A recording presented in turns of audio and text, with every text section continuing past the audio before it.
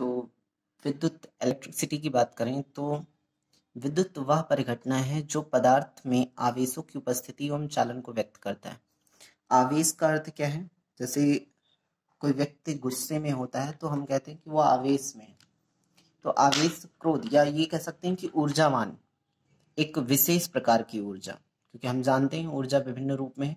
तो वास्तव में विद्युत भी एक प्रकार की ऊर्जा है, लेकिन इसकी उपस्थिति तो सभी पदार्थों में है, बट इसकी उपस्थिति जब प्रदर्शित होने लगती है तब उस अवस्था को हम आवेशित अवस्था कहते हैं। जैसे व्यक्ति के अंदर क्रोध है, लेकिन जब हम कुछ ऐसा कार्य करते हैं जिसकी वजह से उसका क्रोध सामने आने लगता है, प्रकट होने लगता है, या ये कहीं प्रदर्शित होने लगता है, तब उस स्थिति में हम कहते हैं व्यक्ति आवेश में। उसी प्रकार से प्रत्येक पदार्थ में विद्युत है। विद्युत ऊर्जा हर वस्तु में उपस्थित है, परंतु कुछ विशेष अवस्थाएं या कुछ ऐसी क्रिया या ऐसा कार्य जिसके कारण उसका वह आवेश प्रदर्शित होने लगे। तो प्रदर्शित होगा तो क्या होगा? सेम एज जैसे व्यक्तियों में होता है, क्रोध आने पर व्यक्ति क्या करता है? अपनी उस ऊर्जा को कहीं इधर उधर वेस्ट करता है। जब तक वो ऊर्जा समाप्त नहीं हो जाती तब तक उसका आवेश जो है, क्रोध जो है, वो शांत नहीं होता। उसी प्रकार जो पदार्थ है उनमें जब आवेश उत्पन्न होता है तो जब तक उस आवेश को हम कहीं उपयोग नहीं कर देते हैं, जब तक वह आवेश कहीं यूज नहीं हो जाता है, तब तक वह आवेश शांत नहीं होता है। ठीक है, तो सबसे पहले हमें पदार्थ की आंतरिक संरचना के बारे में जानना पड़ेगा आवेश को समझने के लिए। हम सभी ये जानते हैं प्रत्येक पदार्थ अणुओं से मिलकर बने हैं। अणुओं के अंदर परमाणु होते हैं, परमाणु के बीच में नाभिक होता है और किनारे पर चारों तरफ इलेक्ट्रॉन चक्कर लगाते रहते हैं, इस प्रकार से। ठीक है, विभिन्न कक्षाओं में। तो हम सभी ये जानते हैं कि प्रत्येक पदार्थ के अंदर एक परमाणु है और जिसके अंदर चारों तरफ इलेक्ट्रॉन चक्कर लगा रहे हैं। ठीक है, यही इलेक्ट्रॉन जब अपनी इस बाह्य कक्षा से, क्योंकि जो आंतरिक कक्षाएं हैं उनके इलेक्ट्रॉन को अलग नहीं किया जा सकता, जो सबसे दूर वाला इलेक्ट्रॉन होता है, जब यही इलेक्ट्रॉन अपनी कक्षा से बाहर निकल जाता है, तो कक्षा से बाहर निकलने के कारण, क्योंकि इलेक्ट्रॉन को प्रोटॉन अपनी ओर खींचता रहता है, ठीक है, तो जब ये अपनी कक्षा से बाहर निकल जाएगा तो इसका ये जो आवेश है ये बाह्य दिशा में कार्य करने लगेगा, मतलब बाहर की सभी चीजों को खींचने लगेगा। तो इस अवस्था को हम आवेशित अवस्था कहते हैं। ठीक है, जैसे सपोज दैट हम ये मान सकते हैं कि जैसे किसी का कुछ ले लिया जाए तो वो व्यक्ति आवेशित हो गया, क्रोधित हो गया। तो वैसे यहाँ भी है कि जो पदार्थ है उसका एक इलेक्ट्रॉन बाहर निकल गया। अब ये बाहर निकलने का अर्थ कहाँ जाएगा? तो हम ये किसकी बात कर रहे हैं? ये परमाणु है। और परमाणु की उपस्थिति कहाँ है? ये अणु है। इन अणुओं के अंदर छोटे छोटे परमाणु होते हैं। तो यदि इलेक्ट्रॉन इस परमाणु से निकलेगा तो अणु के बीच में ही रहेगा, अर्थात वो पदार्थ के अंदर ही है। तो यही इलेक्ट्रॉन जब सतह पर, हम इसे सतह कह सकते हैं, तो इलेक्ट्रॉन जब आंतरिक परमाणुओं से निकलकर सतह पर आ जाता है तब इस अवस्था को हम बोलते हैं आवेशित अवस्था। ठीक है, तब इस अवस्था को आवेशित अवस्था कही जाती है। तब इस अवस्था को आवेशित अवस्था कही जाती है। ठीक है, तो प्रत्येक पदार्थ में विद्युत ऊर्जा है और ये इलेक्ट्रॉन बाहर कब निकलते हैं? तो भौतिक अवस्था में परिवर्तन। भौतिक अवस्थाओं में हम हमेशा जब भी भौतिक अवस्था की बात करेंगे तो हम ताप, दाब या घर्षण को ले सकते हैं। तो सामान्यतः आप सबने एक एग्जाम्पल देखा होगा कि जैसे अगर हम पेन को बालों में रगड़ के कागज के पास लेकर जाते हैं तो कागज के टुकड़े उससे चिपकने लगते हैं। इसका अर्थ क्या है कि जब उस छड़ को या किसी भी प्लास्टिक के छड़ को किसी ड्राई कॉटन पर स्क्रब किया गया, रगड़ा गया, तो उसकी जो अंदर के इलेक्ट्रॉन है उसकी सतह पर आ गए, अर्थात वो क्या हो गया? आवेशित हो गया।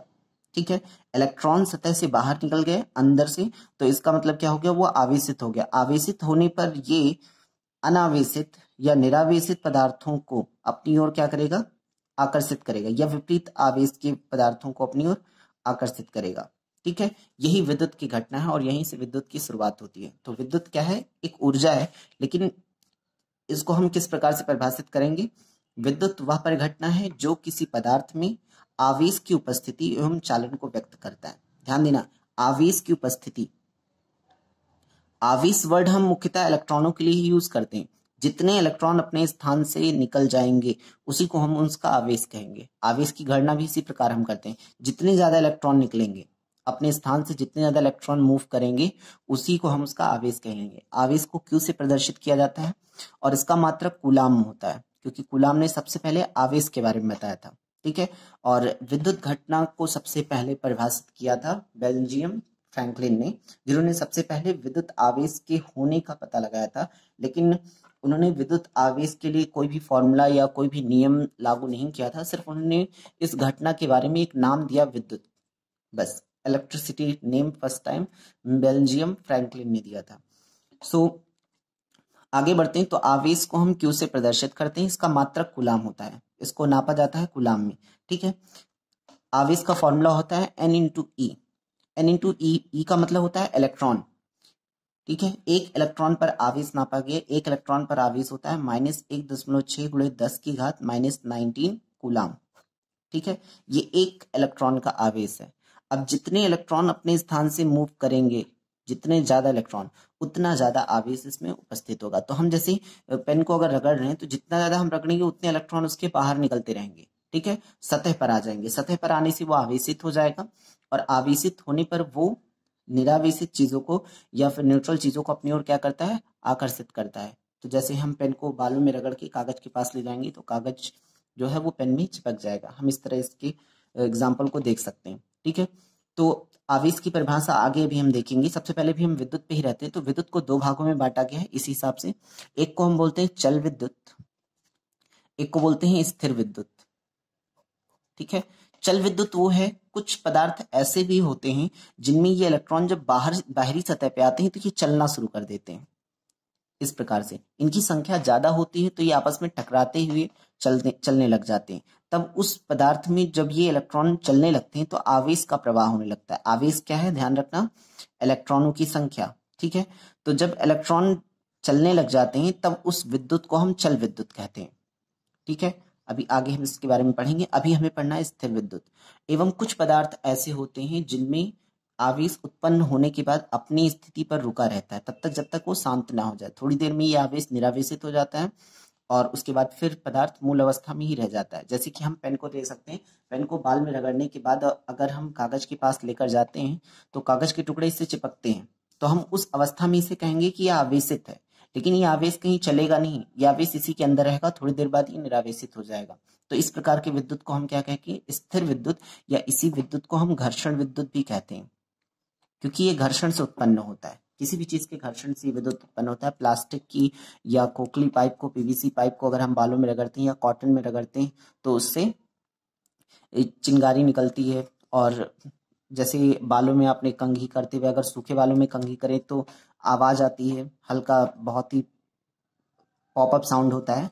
और जैसे कि आप कॉटन के कंबल को, ब्लैंकेट को या फिर स्वेटर को ठंडियों में अगर शरीर से रगड़े तो उसमें चिंगारी उत्पन्न होती है। अंधेरे में ये चीज देख भी सकते हैं। या फिर जैसे आपके घर का लाइटर होगा जिसमें चिंगारी निकलती है, ये भी स्थिर विद्युत का है। या फिर जैसे कील को हम हथौड़ी से ठोकते हैं तो जो चिंगारी निकलती है, ये सब घर्षण विद्युत की ही निशानी है, जिसमें इलेक्ट्रॉन, क्योंकि इलेक्ट्रॉन चिंगारी के रूप में, वो जो चिंगारी है वो वास्तव में इलेक्ट्रॉन ही है।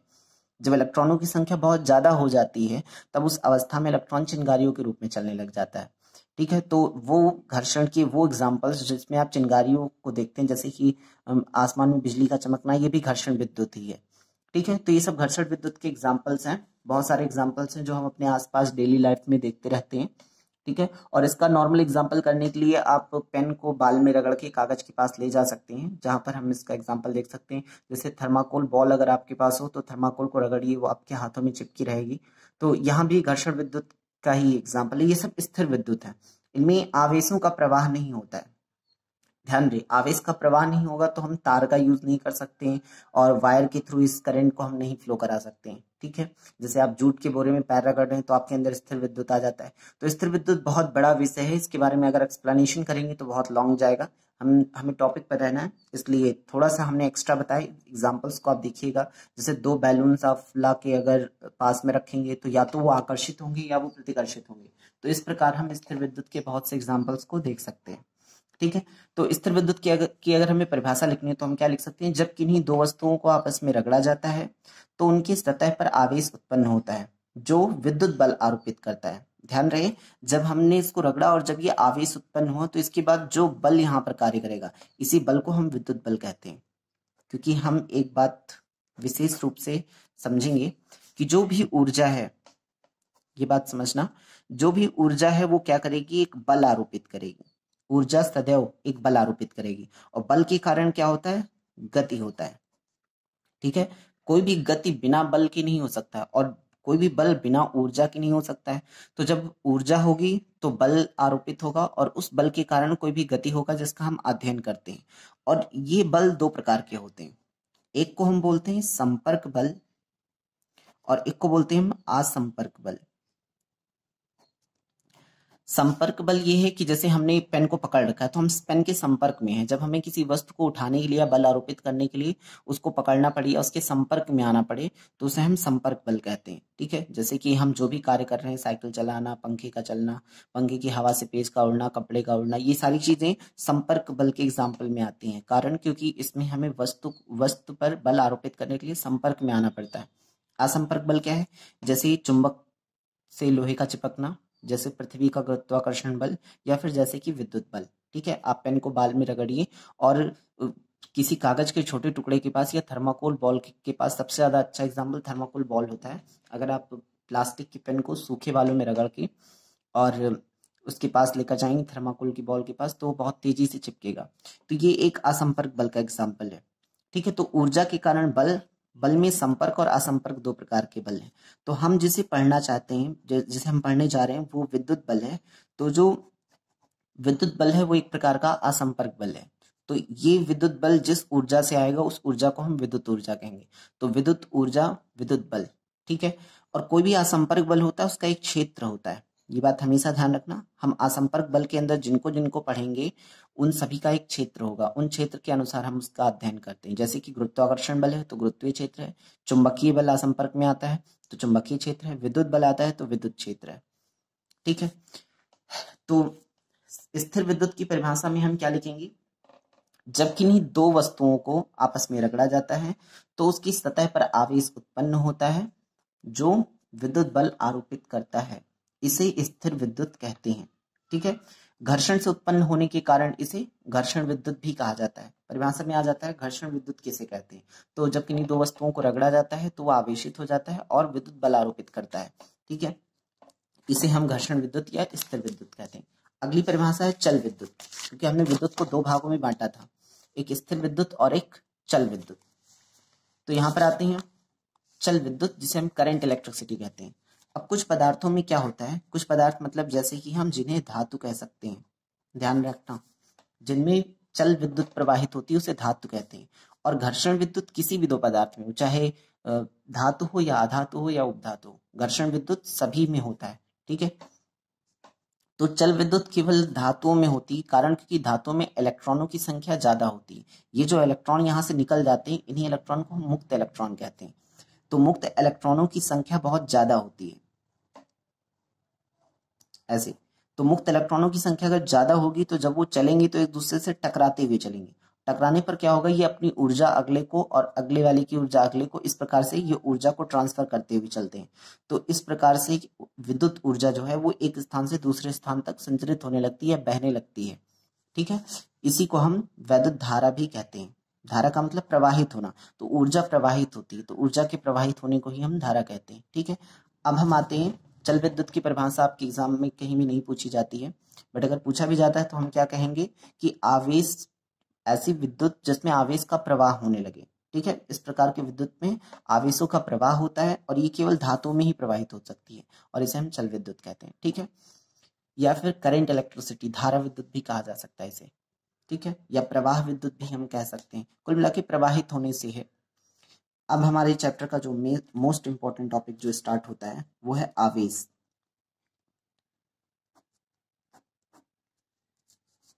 तो आवेश क्या है? आवेश किसी पदार्थ का वह गुण है, क्योंकि आवेश किसी भी पदार्थ में, हमने पढ़ा किसी भी पदार्थ में आवेश होगा। तो आवेश किसी पदार्थ का वह गुण है जो विद्युत बल आरोपित करता है। बस सिंपल सी डिफिनेशन में लिखेंगे, आवेश किसी पदार्थ का वह गुण है जो विद्युत बल आरोपित करता है। और आवेश दो प्रकार के होते हैं, धनावेश, ऋणावेश। ठीक है, समान आवेश एक दूसरे को प्रतिकर्षित करते हैं एवं विपरीत आवेश एक दूसरे को आकर्षित करते हैं। अर्थात प्लस प्लस को प्रतिकर्षित करेगा, माइनस माइनस को प्रतिकर्षित करेगा। ये सब एक्सपेरिमेंट के थ्रू फाइंड किया गया है। और प्लस माइनस को आकर्षित करेगा, तो हम इसलिए कह सकते हैं कि जो समान है, ये दोनों समान है तो क्या करते हैं, प्रतिकर्षित कर रहे हैं, और जो विपरीत है वो क्या करते हैं, आवेशित, आकर्षित करते हैं। ठीक है,